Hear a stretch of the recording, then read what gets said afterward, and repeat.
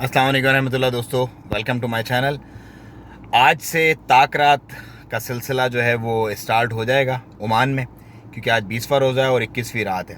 और ये रातें आपको पता है कि हज़ारों महीनों से बेहतर होती है। लैलतुल क़द्र खैरुम मिन अल्फ़ शहर।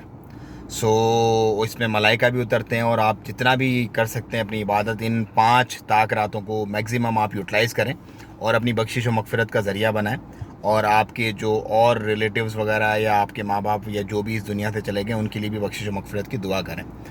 उसके साथ ही साथ ईद की छुट्टी अनाउंस कर दी गई है ओमान में। अगर तो जुमेरात के दिन ईद होती है, 12 तारीख से छुट्टी है, 12 मई से छुट्टी है ओमान में।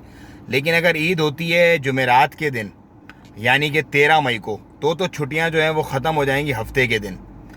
अगर ईद पड़ती है जुम्मे के दिन तो फिर छुट्टियां जो होंगी वो फिर पीर आखिरी छुट्टी होगी और मंगल से जो है वो वर्किंग डे स्टार्ट हो जाएगा। अगर केसेस के बारे में हम डिस्कस करें तो 1090 से ज़्यादा केस हुए हैं आज भी सल्तनत में और 10 डेथ हुई हैं। मतलब आज भी 10 डेथ हुई हैं। डेथ का सिलसिला जो है वो बढ़ा हुआ है। क्यों बढ़ा हुआ है? क्योंकि आईसीयूज़ जो हैं वो फुल हैं। ऑलमोस्ट जितने भी पेशेंट हैं क्रिटिकल कंडीशन में वो इस वक्त आईसीयूज़ में हैं और आईसीयूज़ में डेथ का सिलसिला जारी है।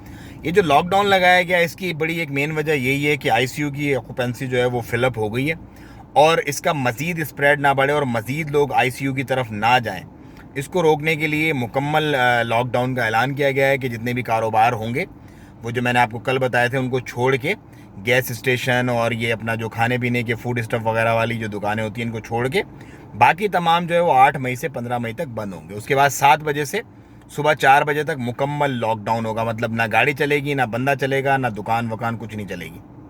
अच्छा, आप लोग मुझसे आने का पूछते हैं कि ओमान हम कैसे आएँ। देखें, ओमान आप बिल्कुल वैसे ही आ सकते हैं जैसे कि सऊदीया वाले सऊदी जा रहे थे कुछ दिन पहले, क्योंकि डायरेक्ट फ़्लाइट जो है वो इंडिया से और पाकिस्तान से सऊदीया की बंद थी। तो वो लोग क्या करते थे, बहरीन में, और कुछ लोग बाली जा रहे थे, कुछ लोग ओमान आ रहे थे, यहाँ आते थे, 14 दिन यहाँ क्वारंटाइन करते थे, यहाँ से फिर फ़्लाइट लेके वो लोग निकल जाते थे।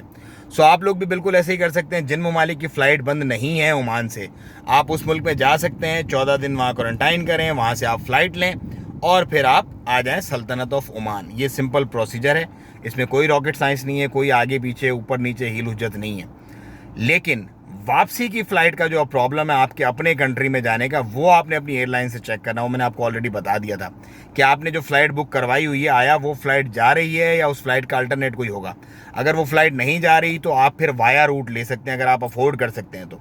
क्योंकि बहुत सारे ममालिक ऐसे हैं कि जिनसे जो सी कैटेगरी के स्पेशली जो ममालिक हैं उसमें गल्फ़ शामिल है, उनकी फ़्लाइट्स होल्ड नहीं की गई हैं। सो मेरा ख़्याल है कि आपको भी इस तरह का ऐसा कोई प्रॉब्लम नहीं होगा, लेकिन फिर भी अपनी एयरलाइन से लाजमी चेक करें। हर किस्म के वीज़ाज़ अभी बंद हैं और गैर मुअय्यना मुद्दत के लिए कोई मुद्दत बताई नहीं गई उनकी कि कब खुलेंगे। वीज़ाज़ अगर आप अभी डील कर रहे हैं किसी के साथ तो उसको आपको पता होना चाहिए कि वीज़ाज़ बंद हैं। ये थी आज की कुछ अपडेट्स। मुझे दें इजाज़त। अस्सलाम वालेकुम रहमतुल्लाह।